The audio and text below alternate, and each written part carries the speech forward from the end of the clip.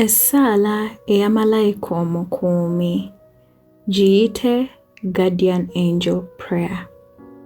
Mu linnya lya Patri n'erya Mwana n'erya Mwoyo Mutuukirivu. Amiina.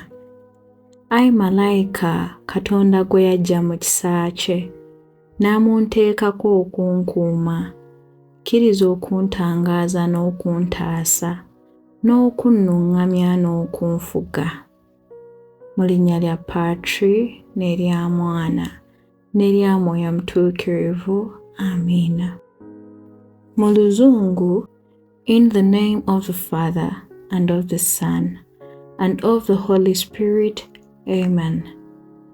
Angel of God, my guardian dear, to whom God is love, entrust me here, ever this day, or ever this night, be at my side, to light and guard, to rule and guide.